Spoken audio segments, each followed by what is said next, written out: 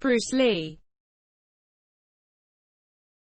This video compresses information gathered from Wikipedia in video format. Studies prove that reading while listening improves comprehension, increases speed as well as expands vocabulary and enhances fluency.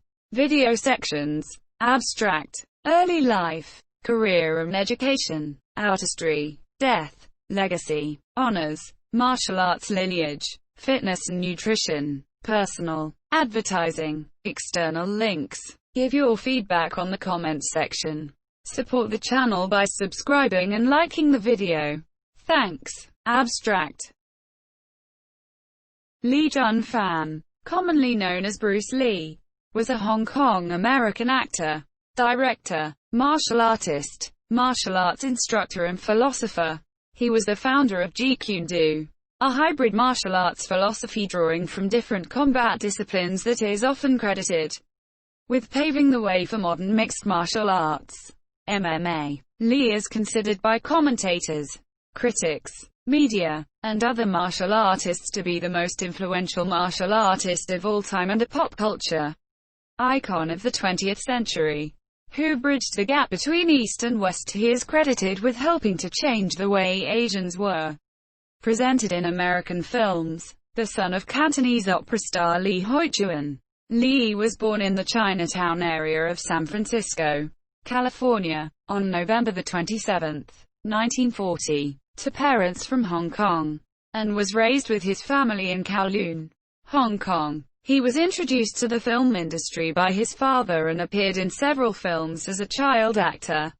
Lee moved to the United States at the age of 18 to receive his higher education at the University of Washington in Seattle, and it was during this time that he began teaching martial arts. His Hong Kong and Hollywood-produced films elevated the traditional martial arts film to a new level of popularity and acclaim, sparking a surge of interest in the Chinese nation and Chinese martial arts in the West in the 1970s. The direction and tone of his films dramatically changed and influenced martial arts and martial arts films in the world. He is noted for his roles in 5 feature-length martial arts films in the early 1970s. Lo Wei's The Big Boss, 1971, and Fist of Fury, 1972. Golden Harvest's Way of the Dragon, 1972. Directed and written by Lee. Golden Harvest and Warner Brothers Enter the Dragon, 1973. And The Game of Death, 1978. Both directed by Robert Klaus. Lee became an iconic figure known throughout the world, particularly among the Chinese, based upon his portrayal of Chinese nationalism in his films and among Asian Americans for defying stereotypes associated with the emasculated Asian male. He trained in the art of Wing Chun and later combined his other influences from various sources into the spirit of his personal martial arts philosophy, which he dubbed Jeet Kune Do, the way of the intercepting fist. Lee had residences in Hong Kong and Seattle. Lee died on July 20, 1973 at the age of 32. There was no visible external injury. However, according to autopsy reports, Lee's brain had swollen considerably. The autopsy found equivocation in his system this year when the doctors announced Lee's death. It was officially ruled a death by misadventure. Since his death, Lee has continued to be a prominent influence on modern combat sport, including judo, karate, mixed martial arts, and boxing. Time named Lee one of the 100 most important people of the 20th century. Early life. Bruce Lee was born on November 27, 1940, at the Chinese Hospital in Chinatown, San Francisco. According to the Chinese zodiac, Lee was born in both the hour and the year of the dragon, which according to tradition is a strong and fortuitous omen. Lee and his parents returned to Hong Kong when he was 3 months old. Bruce's father, Lee Hoi-chuen, was Han Chinese, and his mother, Grace Ho, was of Eurasian ancestry. Career and education. Lee's father Lee Hoi-chuen was a famous Cantonese opera star. Because of this, Lee was introduced into films at a very young age and appeared in several films as a child. Lee had his first role as a baby who was carried onto the stage in the film Golden Gate Girl. As a 9-year-old, he would co-star with his father in The Kid in 1950, which was based on a comic book character and was his first leading role. By the time he was 18, he had appeared in 20 films. After Lee was involved in several street fights, his parents decided that he needed to be trained in the martial arts. Lee's first introduction to martial arts was through his father, from whom he learned the fundamentals of Wu-style Tai Chi. The largest influence on Lee's martial arts development was his study of Wing Chun. Lee began training in Wing Chun when he was 16 years old under the Wing Chun teacher Yip Man in between late 1956 and 1957.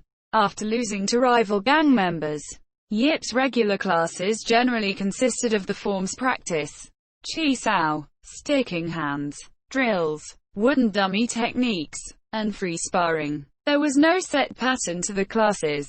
Yip tried to keep his students from fighting in the street gangs of Hong Kong by encouraging them to fight in organized competitions. After a year into his Wing Chun training, most of Yip Man's other students refused to train with Lee when they had learned of his mixed ancestry, as the Chinese were generally against teaching their martial arts techniques to non-Asians.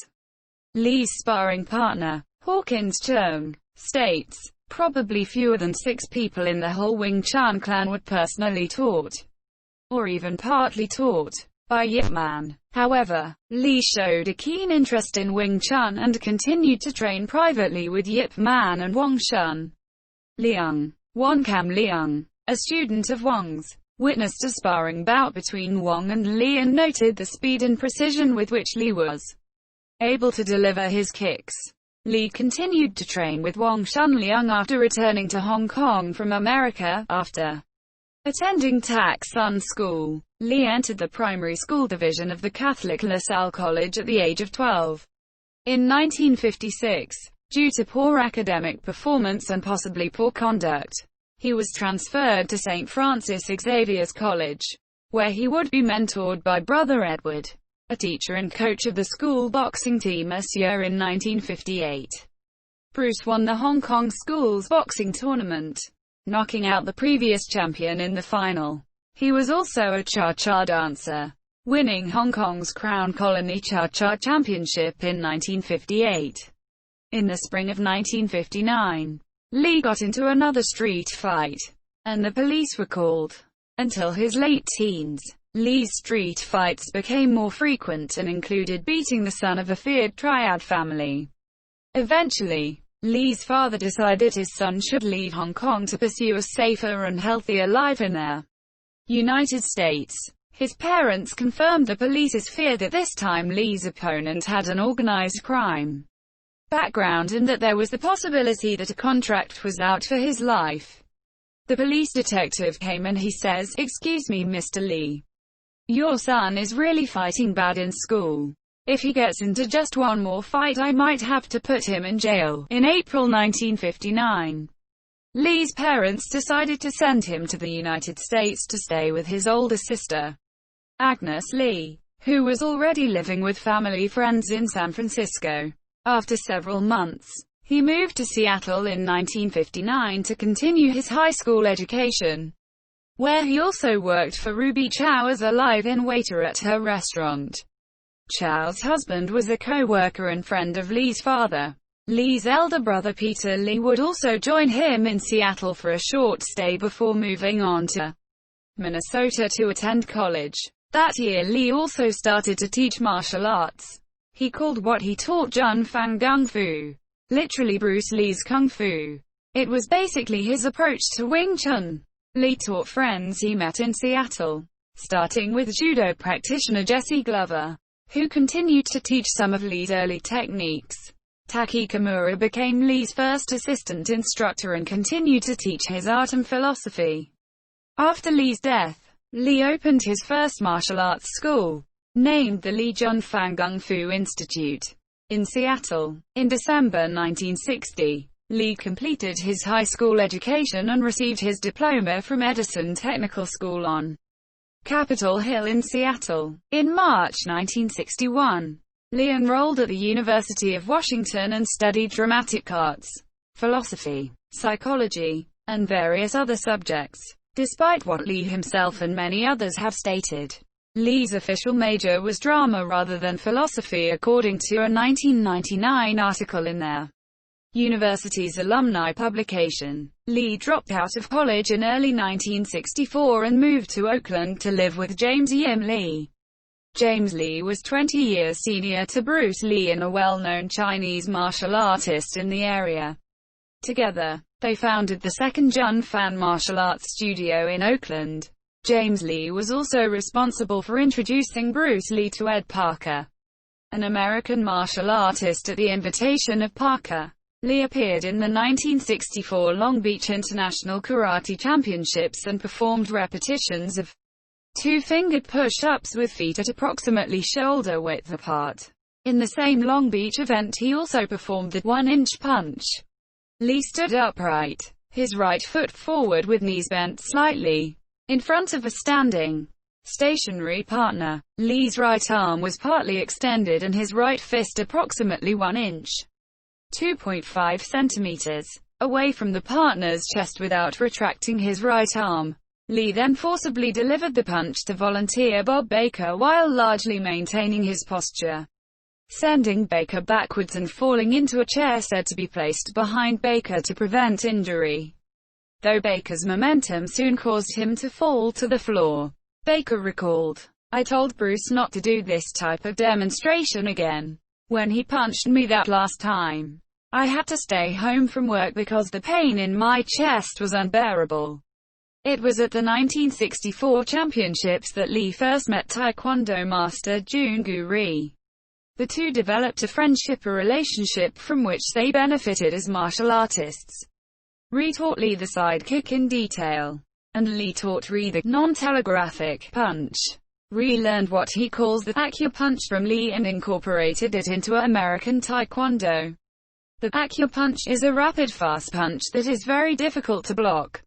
Based on human reaction time, the idea is to finish the execution of the punch before the opponent can complete the brain-to-wrist communication. In Oakland's Chinatown in 1964, Lee had a controversial private match with Wang Jackman, a direct student of Ma Qin-feng, known for his mastery of Xinglikan, Northern Shaolin, and Tai Chi Chuan. According to Lee, the Chinese community issued an ultimatum to him to stop teaching non-Chinese people.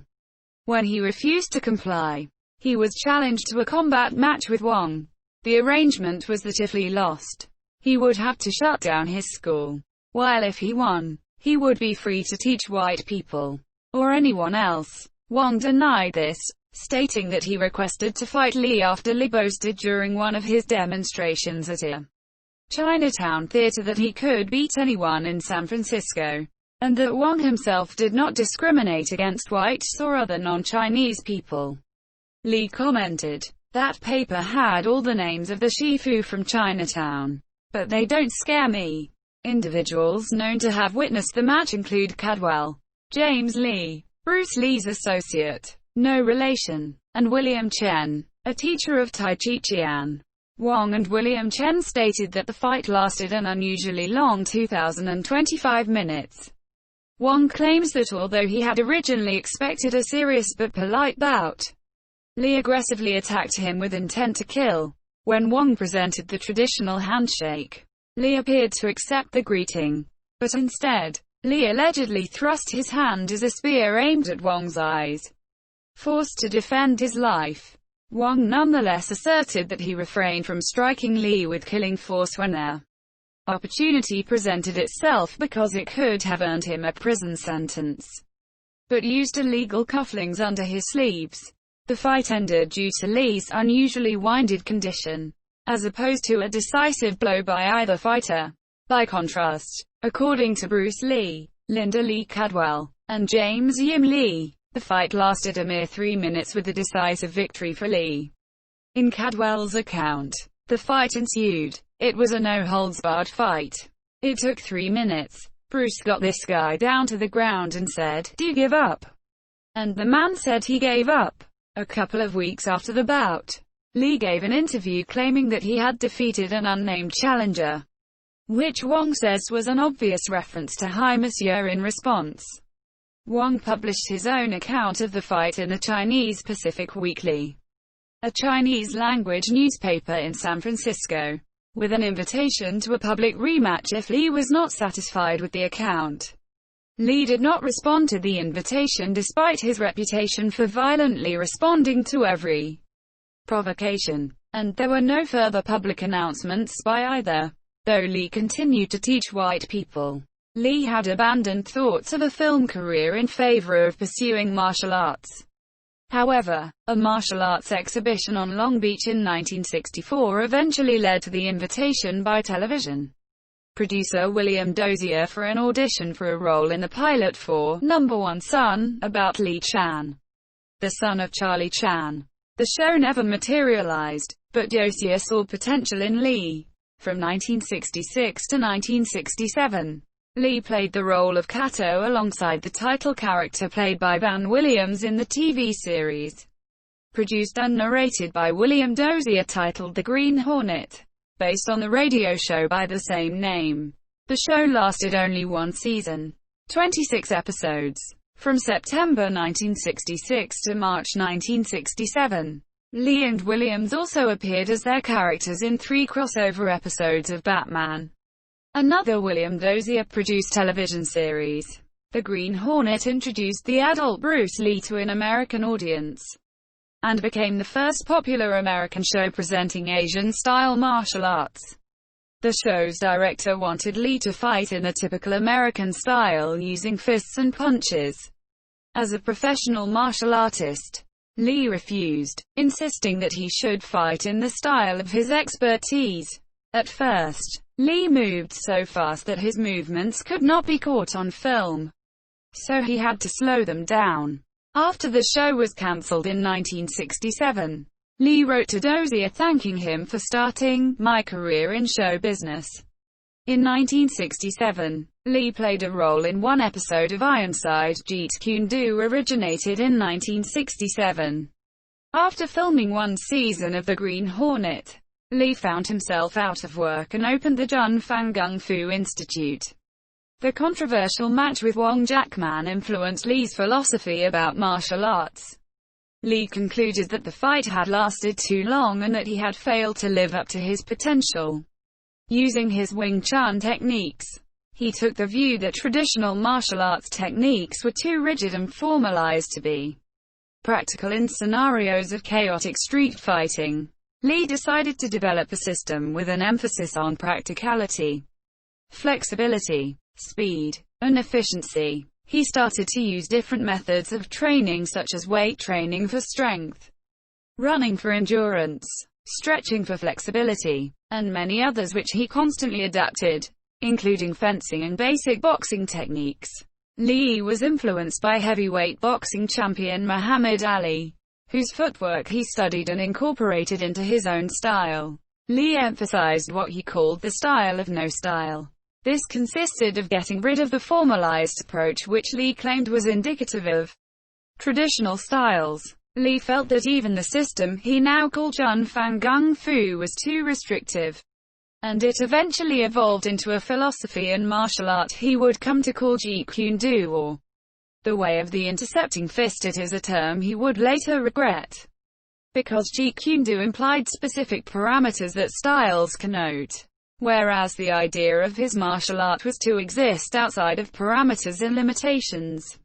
At the time, 2 of Lee's martial arts students were Hollywood scriptwriter Sterling Silliphant and actor James Coburn. In 1969, the 3 worked on a script for a film called The Silent Flute, and went together on a location hunt to India. The project was not realized at the time, but the 1978 film Circle of Iron, starring David Carradine, was based on the same plot. In 2010, producer Paul Maslansky was reported to have planned and received funding for a film based on their original script for The Silent Flute. In 1969, Lee made a brief appearance in the Silliphant-penned film Marlowe, where he played a hoodlum hired to intimidate private detective Philip Marlowe. played by James Garner, who uses his martial arts abilities to commit acts of vandalization to intimidate Marlowe. The same year he was credited as the karate advisor in The Wrecking Crew, the fourth installment of the Matt Helm comedy spy-fi film starring Dean Martin. Also that year, Lee acted in one episode of Here Come the Brides and Blondie. In 1970, he was responsible for fight choreography for A Walk in the Spring Rain starring Ingrid Bergman and Anthony Quinn, again written by Silliphant. In 1971, Lee appeared in 4 episodes of the television series Longstreet, written by Silliphant. Lee played Lee Sung, the martial arts instructor of the title character Mike Longstreet, played by James Franciscus.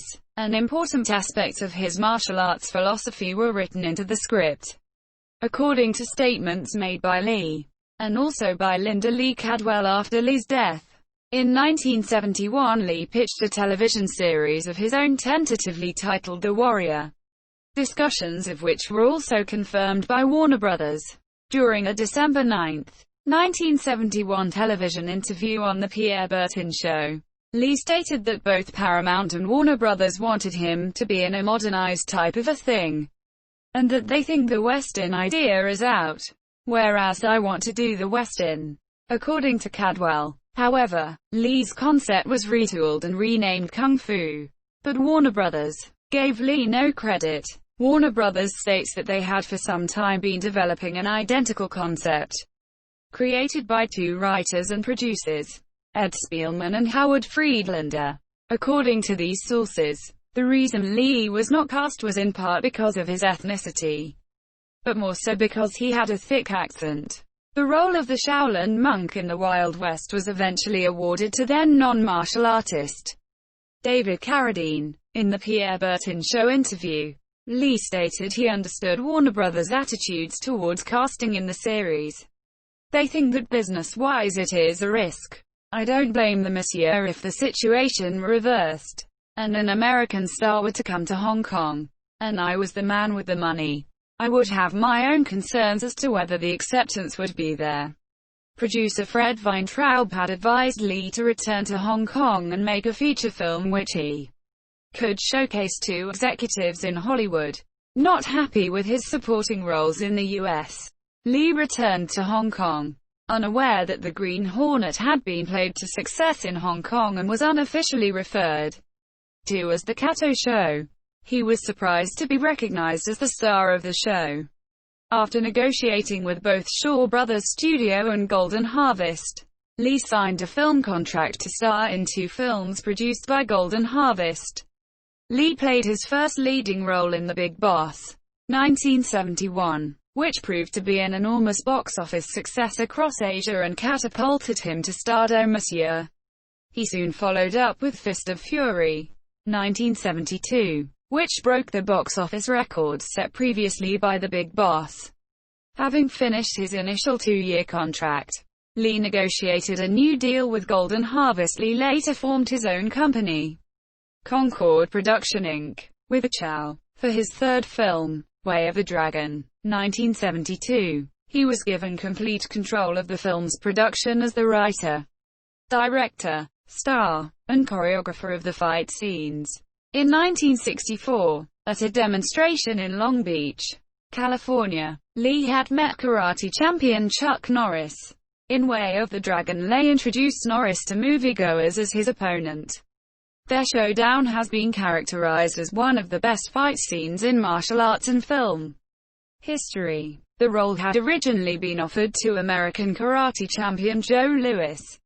Fist of Fury and Way of the Dragon went on to gross an estimated $100 million and $130 million worldwide, respectively. From August to October 1972, Lee began work on his 4th Golden Harvest film, Game of Death. He began filming some scenes, including his fight sequence with 7 feet 2 inches, 218 centimeters, American basketball star Kareem Abdul-Jabbar, a former student. Production stopped in November 1972 when Warner Brothers offered Lee the opportunity to star in Enter the Dragon. the first film to be produced jointly by Concord, Golden Harvest, and Warner Brothers.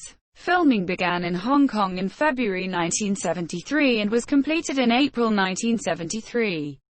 1 month into the filming, another production company, Starseas Motion Pictures, promoted Bruce Lee as a leading actor in Fist of Unicorn, although he had merely agreed to choreograph the fight sequences in the film as a favor to his longtime friend Unicorn Chan. Lee planned to sue the production company, but retained his friendship with Chan. However, only a few months after the completion of Enter the Dragon, and 6 days before its July 26, 1973 release, Lee died. Enter the Dragon would go on to become one of the year's highest-grossing films and cement Lee as a martial arts legend. It was made for $850,000 United States dollars in 1973, equivalent to $4 million adjusted for inflation as of 2007. Enter the Dragon went on to gross an estimated $350 million worldwide. The film sparked a brief fad in martial arts, epitomized in songs such as Kung Fu Fighting, and TV shows like Kung Fu. Robert Klaus, the director of Enter the Dragon, together with Golden Harvest, revived Lee's unfinished film Game of Death. Lee had shot over 100 minutes of footage, including outtakes, for Game of Death before shooting was stopped to allow him to work on Enter the Dragon. In addition to Abdul-Jabbar, George Lazenby, Hapkido Master Ji Han-jae, and another of Lee's students, Dan Inosanto, were also to appear in the film, which was to culminate in Lee's character, Hai Tien, clad in the now famous yellow tracksuit, taking on a series of different challenges on each floor as they make their way through a 5-level pagoda. In a controversial move, Robert Klaus finished the film using a look-alike and archived footage of Lee from his other films, with a new storyline and cast, which was released in 1978.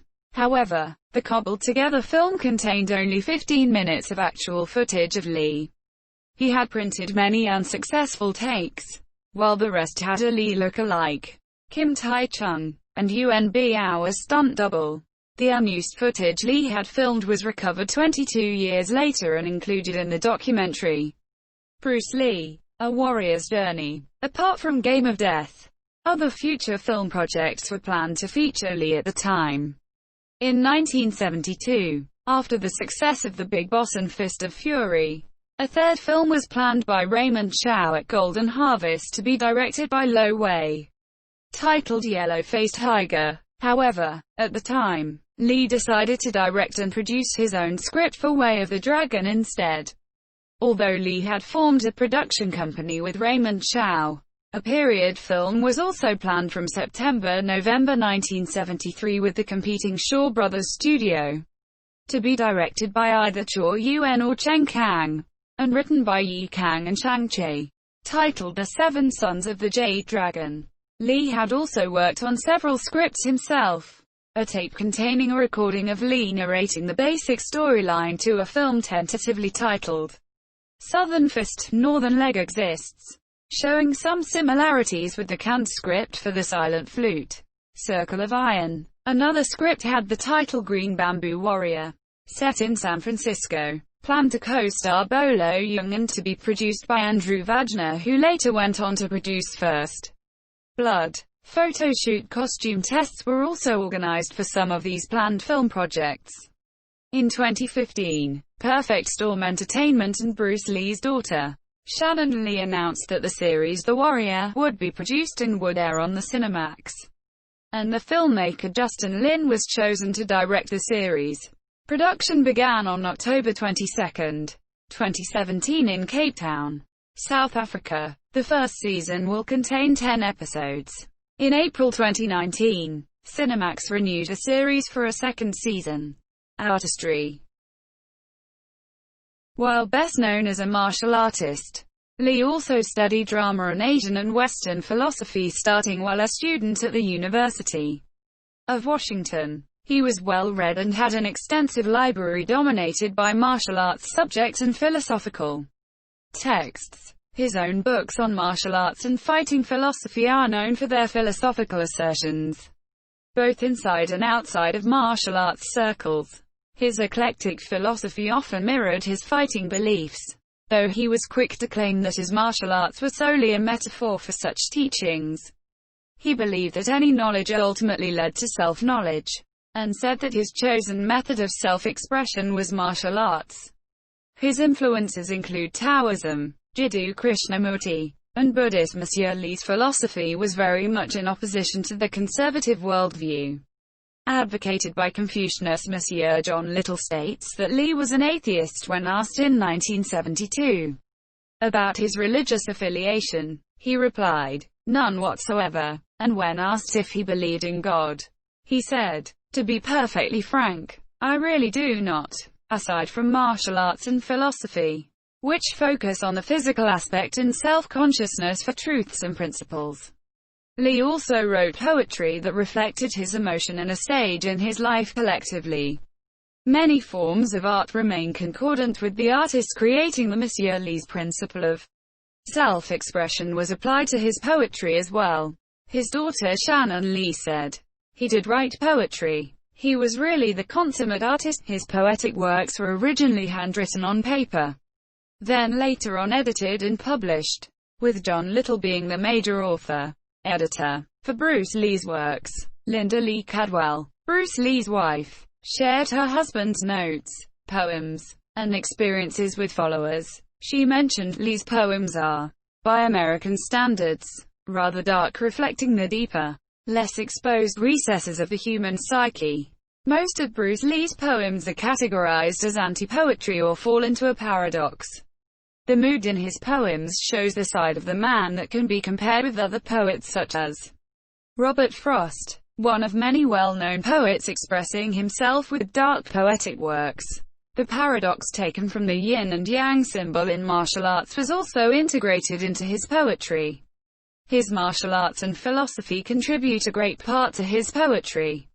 The free verse form of Lee's poetry reflects his famous quote, "Be formless, shapeless, like water, death."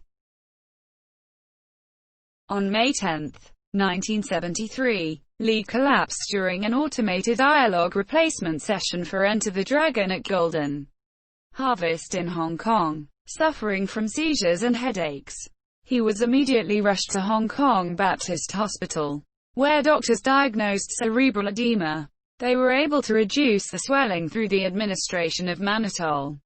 The headache and cerebral edema that occurred in his first collapse were later repeated on the day of his death. On July 20, 1973, Lee was in Hong Kong to have dinner with actor George Lazenby, with whom he intended to make a film this year. According to Lee's wife Linda, Lee met producer Raymond Chow at 2 p.m. at home to discuss the making of the film Game of Death. They worked until 4 p.m. and then drove together to the home of Lee's colleague Betty Ting Pei, a Taiwanese actress. The three went over the script at Ting's home, and then Chow left to attend a dinner meeting. Later, Lee complained of a headache, and Ting gave him the painkiller Equagesic, which contained both aspirin and the tranquilizer meprobamate. Around 7:30 p.m, he went to lie down for a nap. When Lee did not come for dinner, Chow came to the apartment, but he was unable to wake Lee up. A doctor was summoned, and spent 10 minutes attempting to revive Lee before sending him by ambulance to Queen Elizabeth Hospital. Lee was declared dead on arrival, at the age of 32. There was no visible external injury. However, according to autopsy reports, Lee's brain had swollen considerably, from 1,400 to 1,575 grams, a 13% increase. The autopsy found Equagesic in his system on October 15, 2005. Chow stated in an interview that Lee died from an allergic reaction to the tranquilizer meprobamate, the main ingredient in Equagesic, which Chow described as an ingredient commonly used in painkillers. When the doctors announced Lee's death, it was officially ruled death by misadventure. Lee's wife Linda returned to her hometown of Seattle, and had Lee's body buried in Lakeview Cemetery in Seattle. Pallbearers at Lee's funeral on July 25, 1973, included Taki Kimura, Steve McQueen, James Coben, Dan Inosanto, Peter Chin, and Lee's brother Robert. Around the time of Lee's death, numerous rumors appeared in the media. Lee's iconic status and untimely death fed many wild rumors and theories. These included murder involving the triads and a supposed curse on him and his family. Rumors that persist to the present day. Donald Tare, a forensic scientist, recommended by Scotland Yard, who had overseen over 1,000 autopsies, was assigned to the Lee case. His conclusion was death by misadventure, caused by cerebral edema due to a reaction to compounds present in the combination medication appreachiated. Although there was initial speculation that cannabis found in Lee's stomach may have contributed to his death, Tare refuted this, stating that it would be both irresponsible and irrational to say that might have triggered either the events of Bruce's collapse on May 10 or his death on July 20. Dr. R. Lysette, the clinical pathologist at Queen Elizabeth Hospital, reported at the coroner hearing that the death could not have been caused by cannabis.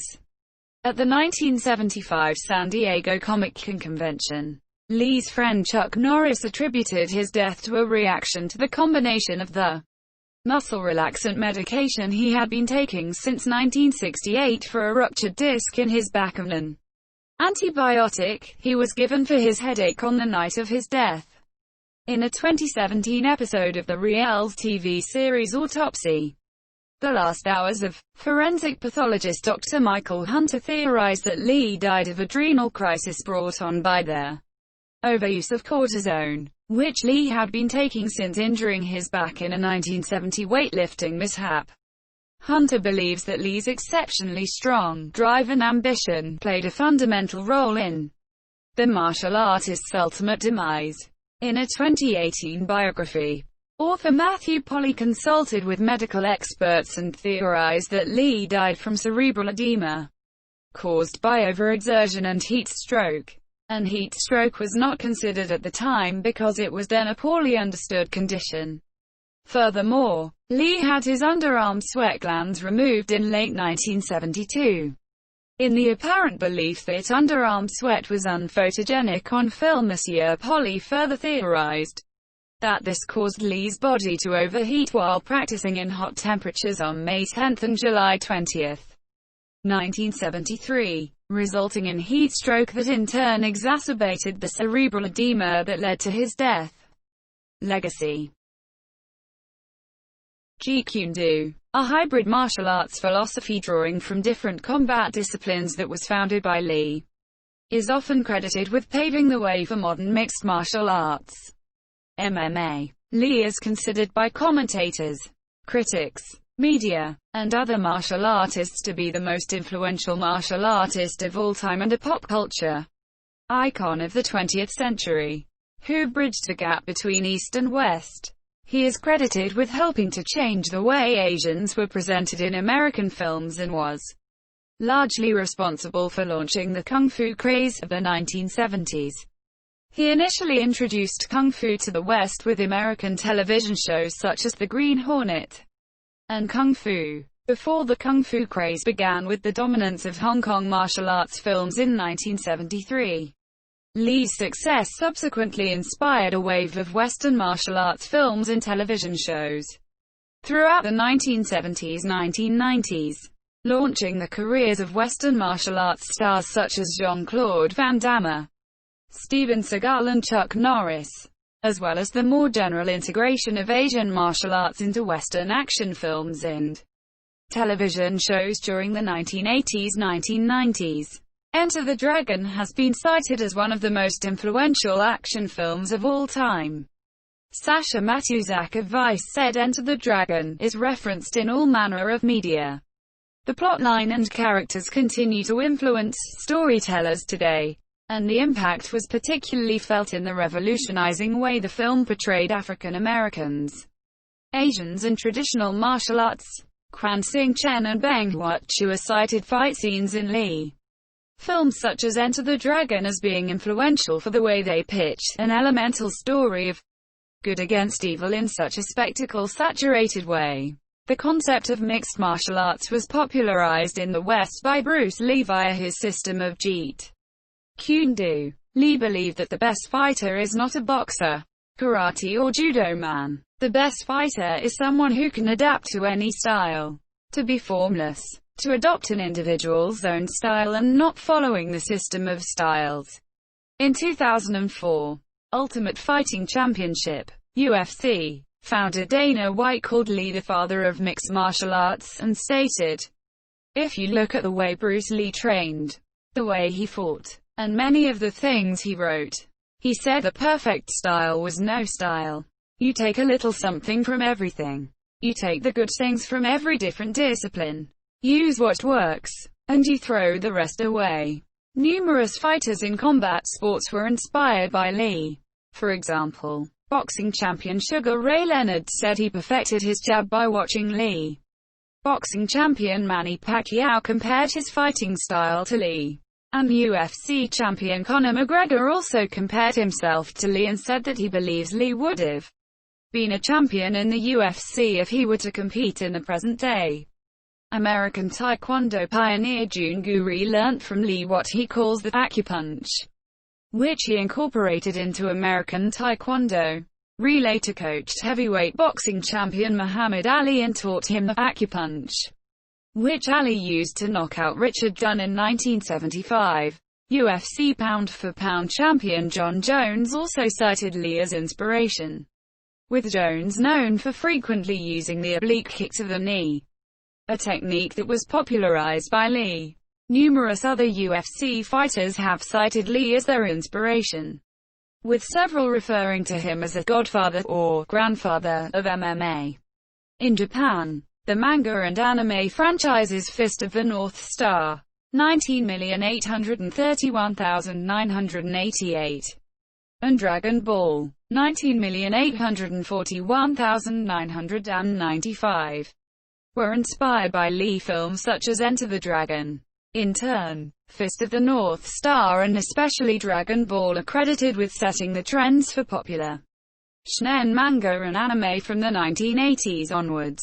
Similarly in India, Lee films had an influence on Bollywood masala films. After the success of Lee films such as Enter the Dragon in India, Diwa, 1975, and later Bollywood films incorporated fight scenes inspired by 1970s Hong Kong martial arts films.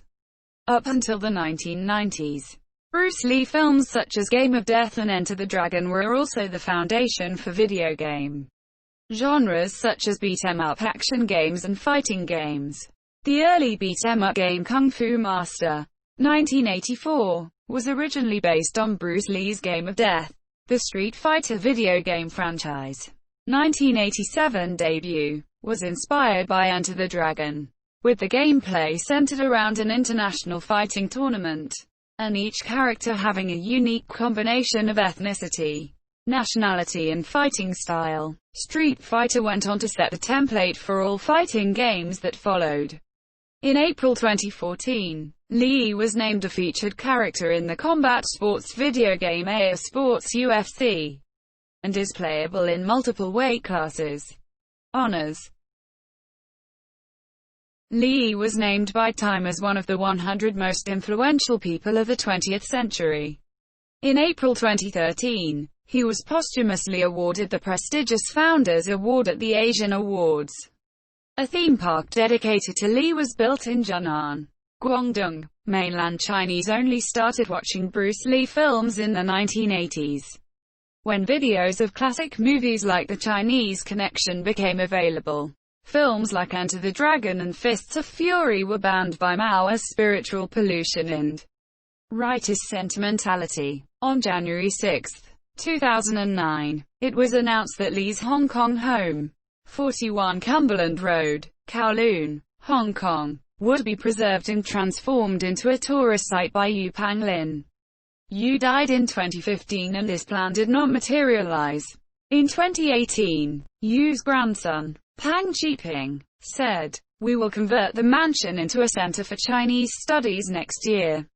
which provides courses like Mandarin and Chinese music for children. Martial arts lineage. Li was trained in Wu Tai Chi Chuan, also known as Njiga, and Jing Mo Tam Tui for the 12 sets. Li was trained in the martial arts Choi Li Foot, Western boxing, Pi fencing, judo, praying mantis kung fu, Sing Ai, and jiu-jitsu. When Bruce arrived in the US, he already had training in Wu-style Tai Chi, sometimes in Hong Kong called Njiga, and he had of course training in Western boxing. He had training in fencing from his brother. That's épée. That goes from toe to head. He had training obviously in Wing Chun, and the other area was the training he had received in Buk Pai, or Tam Toi. He was 12 sets in Tam Toi, and I believe he had traded with a Choi Li Foot man. Bruce Lee personally certified only 3 instructors: Taki Kimura, James Yim Lee, and Dan Inosanto. Taki Kimura holds a 5th rank in Jun Fan Gung Fu. James Yim Lee held a 3rd rank in Jun Fan Gung Fu. Inosanto holds the 3rd rank. Instructor, directly from Bruce Lee and Jeet Kune Do, Jun Fan Gung Fu, and Bruce Lee's Tao of Chinese Gung Fu. Other Jeet Kune Do instructors since Lee's death have been certified directly by Dan Inosanto, some with remaining Bruce Lee signed certificates. James Yim Lee, a close friend of Lee, certified a few students including Gary Dill, who studied Jeet Kune Do under James and received permission via a personal letter from him in 1972 to pass on his learning of Jun Fan Gung Fu to others. Taki Kimura, to date, has certified only one person in Jun Fan Gung Fu. His son Andy Kimura. Dan Inosanto continued to teach and certify select students in Jeet Kune Do for over 30 years, making it possible for thousands of martial arts practitioners to trace their training lineage back to Bruce Lee. Prior to his death, Lee told his then only 2 living instructors, Kimura and the Inosanto, to dismantle his schools. Both Taki Kimura and Dan Inosanto were allowed to teach small classes thereafter, under the guideline, keep the numbers low, but the quality high. Bruce also instructed several world karate champions including Chuck Norris, Joe Louis, and Mike Stone. Between the 3 of them, during their training with Bruce, they won every karate championship in the United States. In Japan, Junichi Okada is a certified Japanese instructor in Jeet Kune Do, fitness and nutrition. At 172 centimeters and weighing 64 kilograms, 141 pounds. At the time, Lee was renowned for his physical fitness and vigor, achieved by using a dedicated fitness regimen to become as strong as possible. After his match with Wong Jackman in 1965, Lee changed his approach toward martial arts training. Lee felt that many martial artists of his time did not spend enough time on physical conditioning.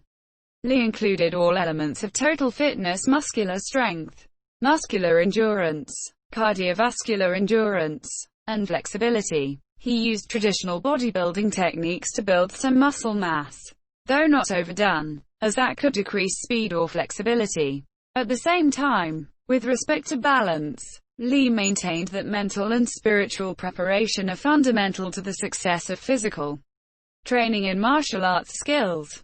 In Tao of Jeet Kune Do he wrote, "Training is one of the most neglected phases of athletics.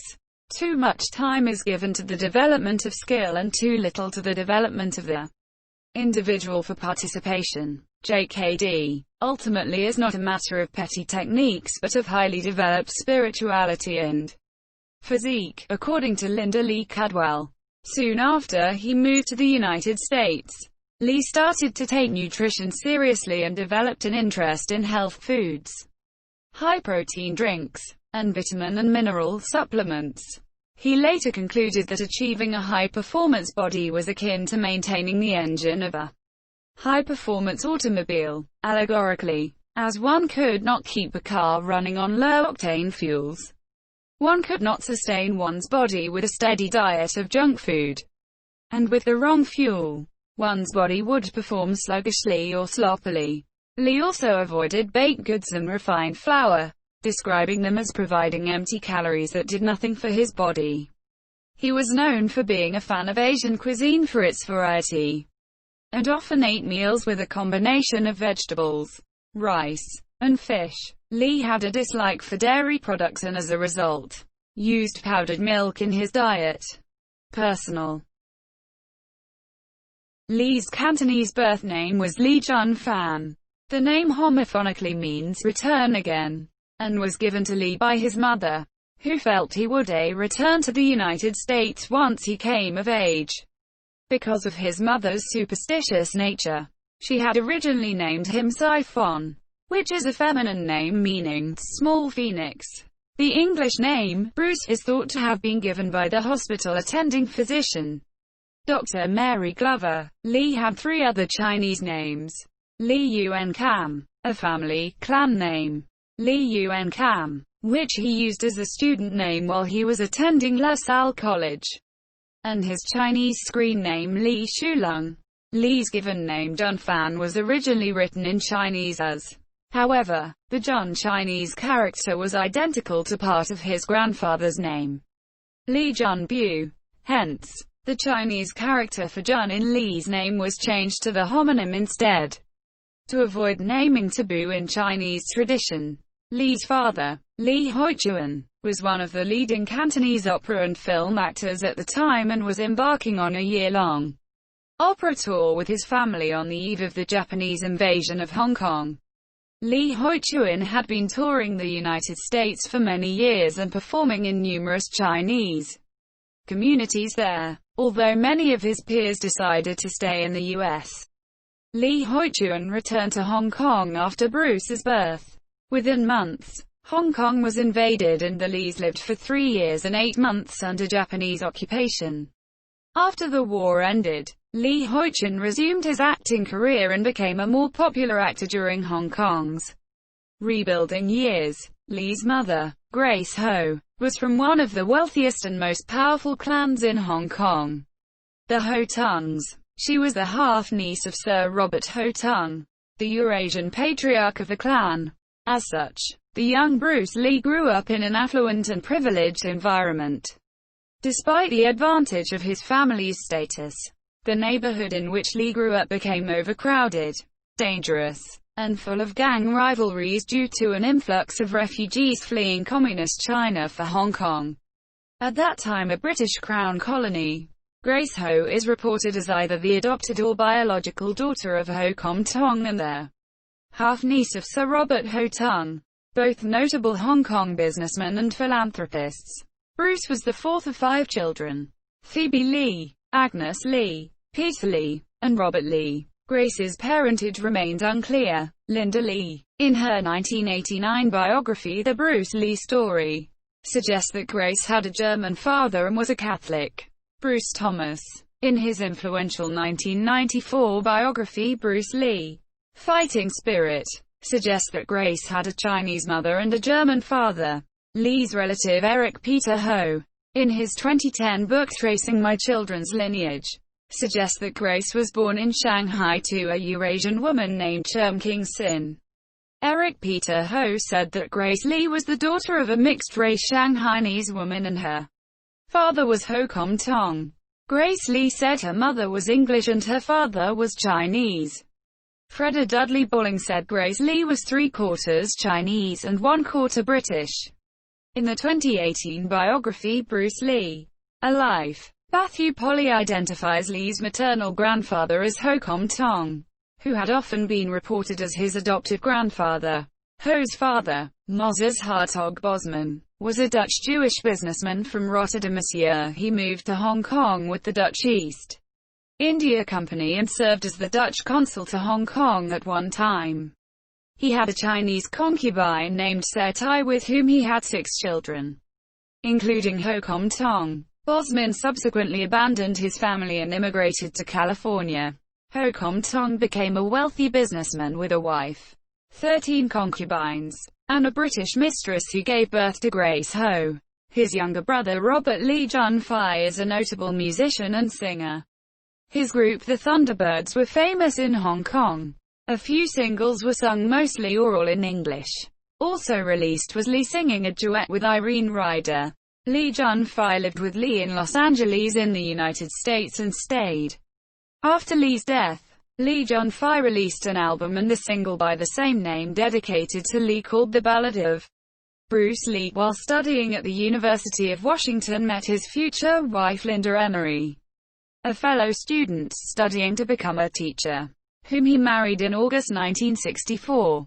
Lee had 2 children with Linda: Brandon, 19,651,993, and Shannon Lee, born 1969. Upon Lee passing in 1973, she continued to promote Bruce Lee's martial art Jeet Kune Do, wrote the 1975 book Bruce Lee, The Man Only I Knew, on which the 1993 feature film Dragon, The Bruce Lee Story was based.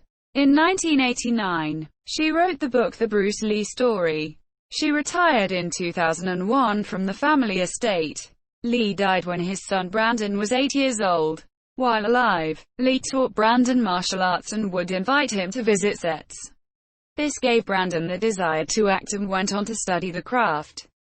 As a young adult, Brandon Lee found some success acting in action-orientated pictures such as Legacy of Rage, 1986, Showdown in Little Tokyo, 1991, and Rapid Fire, 1992. In 1993, at the age of 28, Brandon Lee died after being accidentally shot by prop gun on the set of The Crow. Lee died when his daughter Shannon was 4. In her youth she studied Jeet Kune Do under Richard Bustillo, one of her father's students. However, her serious studies did not begin until the late 1990s. To train for parts in action movies, she studied Jeet Kune Do with Ted Wong, Lee's brother Robert, with his friends Taki Kimura, Dan Inosanto, Steve McQueen, James Coburn, and Peter Chin were his pallbearers. Coburn was a martial arts student and a friend of Lee. Coburn worked with Lee and Sterling Silliphant on developing the silent flute. Upon Lee's early death, at his funeral Coburn did an eulogy. McQueen was also a martial arts student and a friend of Lee. Both were very competitive of their success. Lee made no secret that he wanted everything McQueen had and would stop at nothing to get it. Inosanto and Kimura were friends and disciple of Lee. Inosanto, who would go on to train Lee's son Brandon. Kimura continued to teach Lee's craft in Seattle. According to Lee's wife, Chin was a lifelong family's friend of Lee and also a student. James Yim Lee, no relation, was one of Lee's 3 personally certified third-rank instructors and co-founded the Jun Fan Gung Fu Institute in Oakland, where he taught Jun Fan Gung Fu in Lee's absence. James was responsible for introducing Lee to Ed Parker, the organizer of the Long Beach International Karate Championships, where Lee was first introduced to the martial arts community. Hollywood couple Roman Polanski and Sharon Tate studied martial arts with Lee. Polanski flew Lee to Switzerland to train. Monsieur Tate studied with Lee in preparation for her role in The Wrecking Crew. After Tate was murdered by the Manson family, Polanski initially suspected Lee. Screenwriter Sterling Silliphant was a martial arts student and a friend of Lee. Silliphant worked with Lee and James Coburn on developing the silent flute. Lee acted and provided his martial arts expertise in several projects penned by Silliphant. The first in Marlowe, 1969, where Lee plays Winslow Wong, a hoodlum well-versed in martial arts. Lee also did fight choreographies for the film A Walk in the Spring Rain, 1970. And Lee played Lee Sung, a Jeet Kune Do instructor who teaches the main character in the TV show Longstreet, 1971. Included in the script were elements of his martial arts philosophy. Basketball player Kareem Abdul-Jabbar studied martial arts and developed a friendship with Lee. Actor and karate champion Chuck Norris was a friend and training partner of Lee's. After Lee's passing, Norris said he kept in touch with Lee's family, and that their sons Eric Norris and Brandon became friends. Advertising. Though Bruce Lee did not appear in commercials during his lifetime, Nokia launched an internet-based campaign in 2008 with staged documentary-looking footage of Bruce Lee playing ping-pong with his nunchaku and also igniting matches as they are thrown toward Hi Monsieur. The videos went viral on YouTube, creating confusion as some people believed them to be authentic footage.